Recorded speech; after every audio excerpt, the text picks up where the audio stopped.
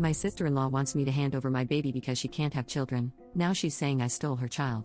I, 36F, have been married to my husband for over 10 years, and he has a sister, let's call her Sophia.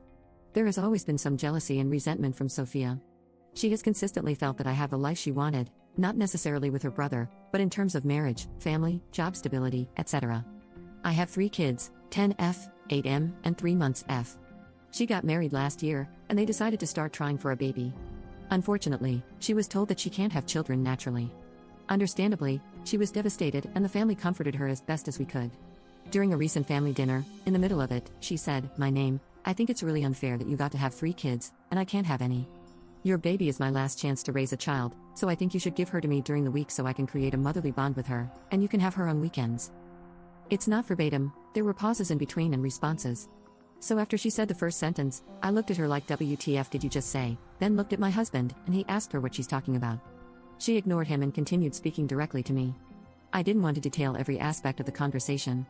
Anyway, before I could respond, the entire table erupted with everyone talking at once, so I took my older kids upstairs. When I got back to the dining room, her husband was asking, "What the hell is wrong with you, and why would you even think to ask that?" She was trying to justify herself when I asked them to leave. I also said that she's no longer welcome at my house or around my children until she gets help.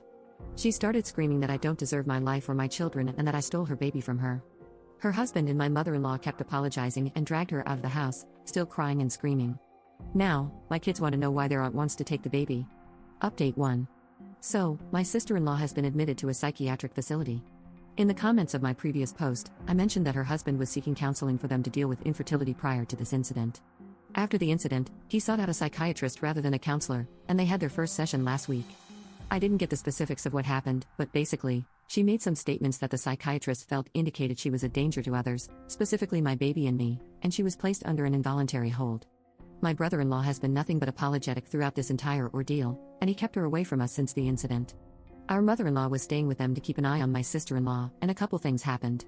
First, she tried to leave the house in the middle of the night, and when questioned why, she said it was to see her baby. Then, my brother-in-law found her researching how to induce lactation, and she said it was to make sure she could feed the baby properly when I come to my senses and give her up. I'm grateful for all the advice that was offered on my last post, as some of it was really helpful. We won't be moving, as it's not feasible for us at the moment, but we have taken extra steps with security both at home and at the kids' school and daycare. We already have a security system and cameras because there has been a trend of house break-ins in our area lately. No one has the code or keys to our house, not even the in-laws, so we're safe on that front. Unfortunately, a restraining order won't happen because it will take a lot more than this to justify requesting one. We've never relied on her for childcare or pickups, so she's essentially a stranger to the daycare and school.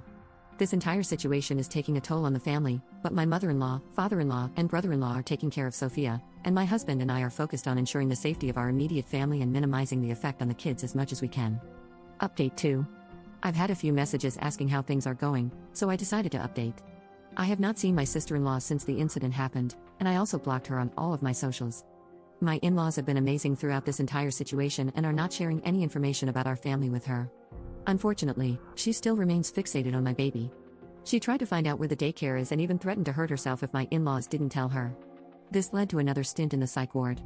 She wrote me a letter begging me to be fair and let her see her baby. I didn't actually receive the letter, though. My mother-in-law read it and just gave us the gist of its contents. Sophia's husband is working with her psychiatrist to see how best she can be helped, but he has said he doesn't know how long he can deal with this, but he's giving it 6 months to see if she improves. If she doesn't, then he may consider other options. Understandably, not everyone is equipped to help someone through a mental health crisis. I suggested a therapist to him because he's been very focused on her mental health but hasn't considered his own. Hopefully, the therapist will help him deal with the situation. I don't think he's hard and fast with that timeline because he said it at a point of frustration. It's just been a lot for him to deal with. They've only been married a little over a year. It's a very sad situation for her, and I had hoped she would be able to deal with whatever is happening. At this point, we're completely no contact with her. We explained to our older kids that their aunt isn't well, so she won't be around anymore. We still see my mother-in-law and father-in-law regularly, so I'm grateful we didn't have to cut them off. We spent the holidays with my family, and it was all very nice and uneventful. We're still on alert in case she escalates, but the hospital where she's warded isn't near us, and they don't live near us either. So we've accepted this as our new reality and are operating accordingly.